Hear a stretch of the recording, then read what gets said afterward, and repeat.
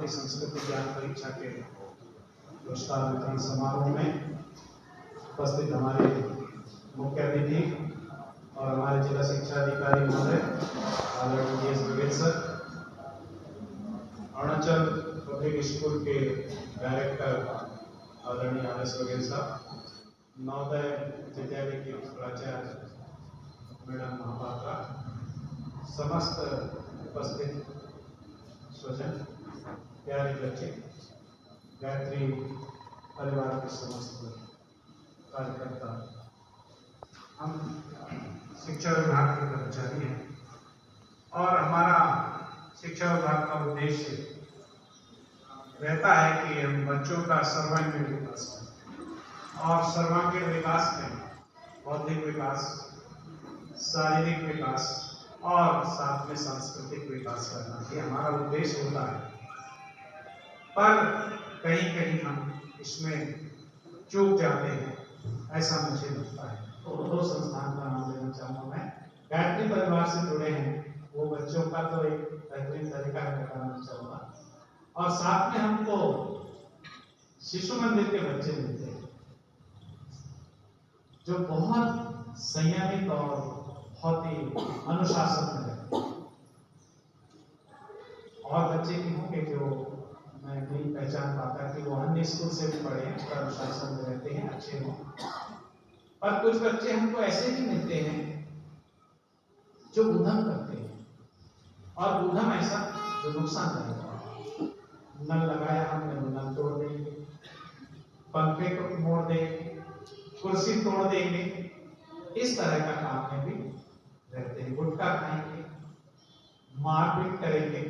हमारा उद्देश्य तो सर्वांगीण विकास है, पर हम कहीं इसमें चूक रहे हैं। हमारा शिक्षक जब क्लास में जाता है तो हम सीधे पुस्तक उठाते हैं और कोर्स की बात करते हैं, कोर्स का पढ़ाना शुरू कर देते हैं। कोर्स है इतना सारा पढ़ाना है, नोट्स बनवाना है, जो भी है। फिर थोड़ा ध्यान हम देते हैं खेल पर जितना देना चाहिए शायद उसमें भी अनेक कमियां भी होती है उसमें। हमारे पास ग्राउंड नहीं है, सुविधाएं नहीं है, PTI नहीं है। तीसरा पार्ट है जो सबसे ज्यादा महत्वपूर्ण है कि हमें उन्हें संस्कृतिवान बनाना है। उस पार्ट को हम काफी कुछ हद तक छोड़ देते हैं। हम ज्यादा ऐसी बात ही नहीं करते क्लास में कि बच्चा हमारा संस्कृतिवान बने। हम सीधे बौद्धिक ज्ञान की ओर, शैक्षिक ज्ञान की ओर बढ़ जाते हैं। तो इस क्षेत्र में जो काम कर रहे हैं कई संस्थाएं, उसमें सर्वाधिक योगदान गायत्री परिवार का है। केवल बात बच्चों की नहीं है, वो जो उसके बाद बड़े हो गए और किसी प्रोफेशन में आ गए, चाहे बिजनेस में आ गए, चाहे जॉब में आ गए, उनका भी पूरे होल लाइफ में काम करने का तरीका अलग होता है। कभी किसी को नुकसान नहीं पहुंचाते हैं, कभी हिंसात्मक बात नहीं करते हैं, कभी कोई द्वेष की बात नहीं करते हैं, कभी कोई नेगेटिविटी की बात नहीं करते हैं। पर ऐसे लोग बनते हैं इस तरह की गतिविधि से। भले नाम उसका है कि भारतीय संस्कृति ज्ञान परीक्षा, कि हम भारत की संस्कृति से परिचित कराना चाहते हैं हमारे बच्चों को, मगर उद्देश्य इससे ज्यादा कहीं आगे बढ़कर के काम करना है। बच्चों को केवल भारतीय संस्कृति के ज्ञान नहीं हो रहा है, संस्कृतिवान भी बन रहा है। जो बच्चा, जो व्यक्ति इसमें पूरे मनोयोग से जुड़ रहा है, वो संस्कृतिवान भी बन रहा है, और हमारे देश को इसकी जरूरत है। और इसलिए हमारे मुख्य अतिथि महोदय ने कहा कि 1000 सालों तक आक्रमण होते रहा पर हमारी संस्कृति सुरक्षित रही, उसका कारण भी नहीं। एक निवेदन ये भी है मेरा आप सभी से कि हम शैक्षिक ज्ञान, बौद्धिक ज्ञान, शारीरिक विकास के साथ साथ बच्चों के सांस्कृतिक विकास की भी काम स्कूल में करें। और व्यसन मुक्ति की बात आपने की थी कि व्यसन से मुक्ति बड़ा मुश्किल काम है, और ये इस तरह की सांस्कृतिक ज्ञान के साथ ही उससे मुक्ति दिलाई जा सकती है। कि हमारे छोटे छोटे बच्चे जो गुटखा खा रहे हैं या इस तरह के व्यसन में, या गांव में छोटे से उम्र से फिर कुछ ड्रिंक करना और ये सब शुरू कर देते हैं, वो यदि इस संस्कृति से जुड़ जाए, वो गायत्री परिवार से जुड़ जाते हैं, तो वो इस सबसे दूर हो जाते हैं। ये बहुत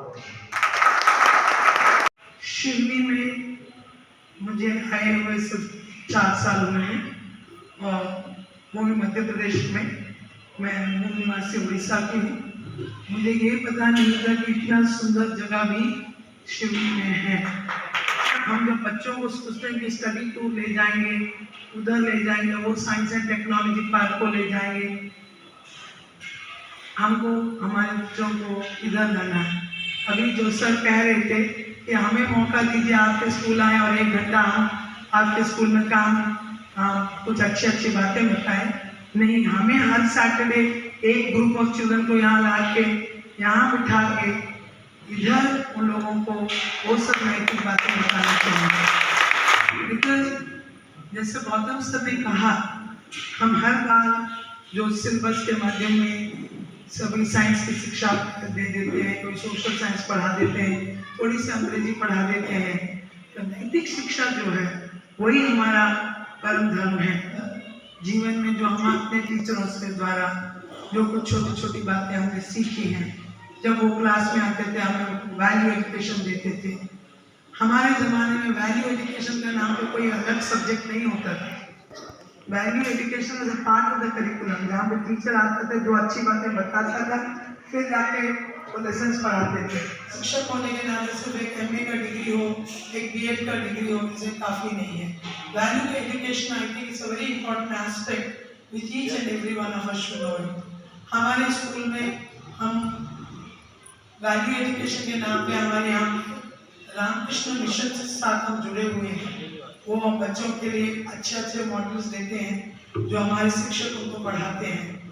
और मैं प्राचार्य हूँ, मंडे टू संडे कह सकते हैं, बट संडे की शाम को मैं बच्चों के लिए भगवद गीता का क्लास ऑर्गेनाइज करती हूँ। हर एक भगवद गीता के एक चैप्टर को बच्चों को श्लोक सिखाती हूँ। अगर हम अपने बच्चों को सही मार्गदर्शन करवाना है तो इस तरह के जो संस्थान के लोग जो अपना समय, और आप लोगों को भी अपने स्कूलों में, जो स्कूल में आप आपके बच्चे पढ़ते हैं, वहाँ पे भी आप यही लोग नहीं, आप लोगों को, हम सभी लोगों को भी ये मैसेज कैरी करना चाहिए कि हाउ इम्पोर्टेंट इट इज कि हमारी संस्कृति नहीं है। इट इज सबको कोई कह रहा था मुझे Bhagavad Gita ma'am it's a book of religion. मैंने कहा no, Bhagavad Gita is not a book of religion, it is a book of life, it's a life management. So unless you don't manage your life, you cannot manage yourself, your family, or your country. And until unless we don't manage ourselves, so that is one of the reasons all of us should, हम भगवद गीता घर पे आराम से एक लाल कपड़े में रख देते हैं और उसकी पूजा करते रहते हैं। कहते हैं हाँ हमारे घर में भगवद गीता है। नहीं, भगवद गीता घर में नहीं, आपके दिल में रहना है।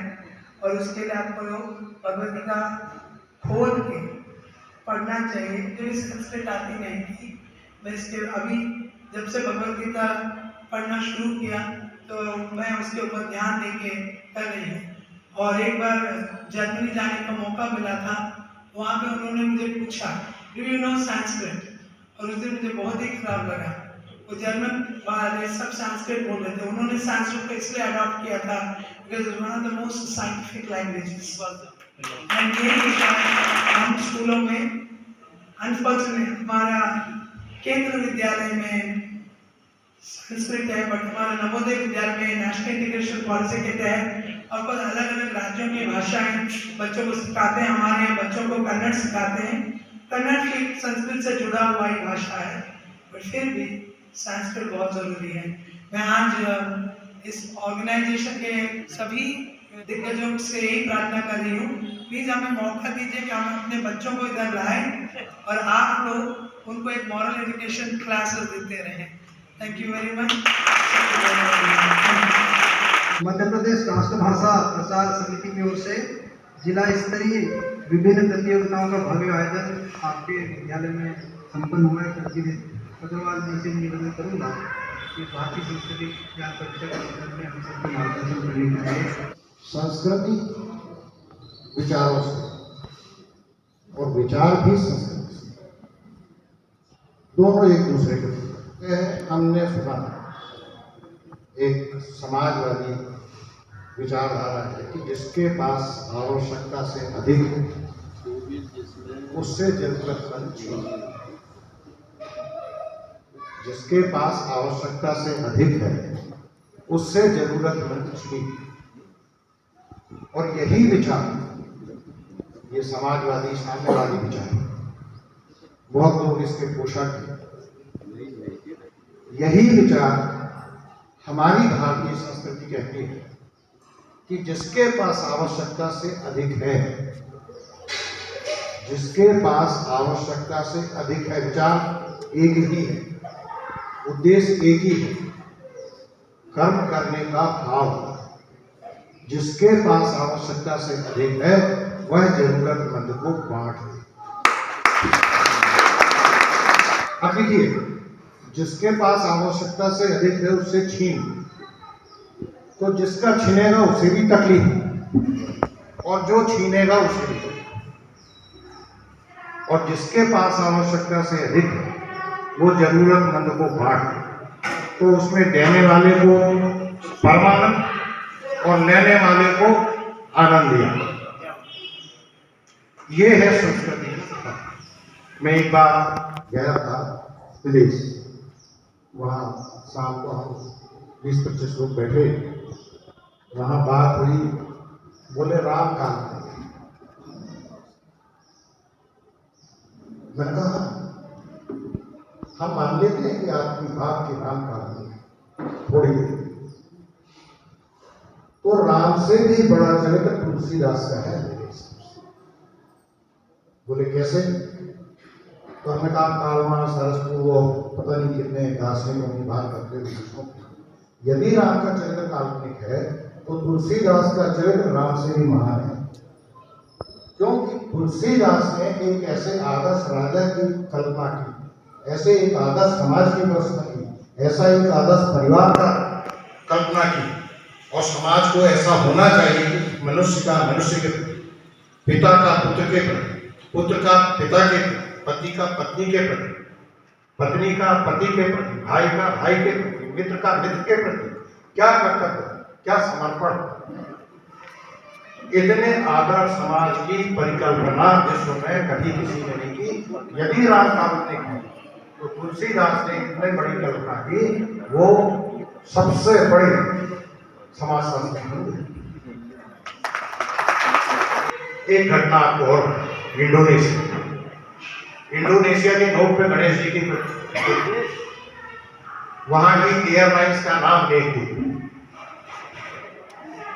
थाईलैंड में जो बैंकॉक में सड़कें हैं उनका नाम है राम 11, राम 9।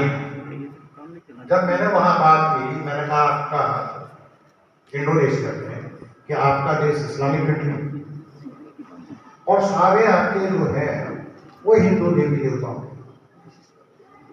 तो उसने मुझे कहा we change our religion not our food।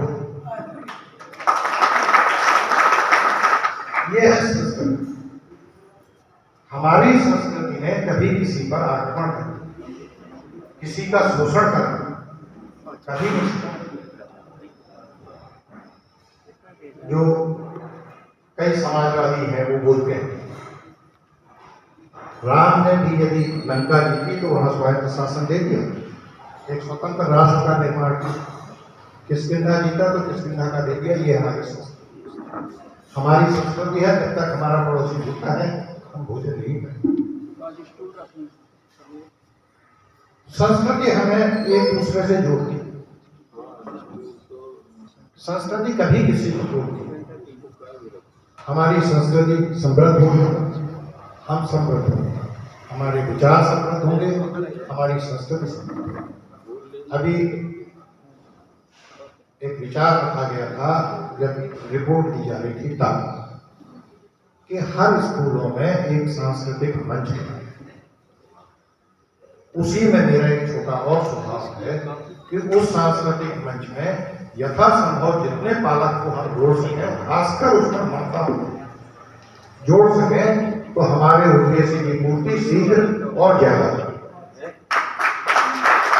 क्योंकि मेरा मानना है कि जो माताएं हैं, जो बहनें हैं, वो हमारी संस्कृति के ज्यादा पोषक हैं।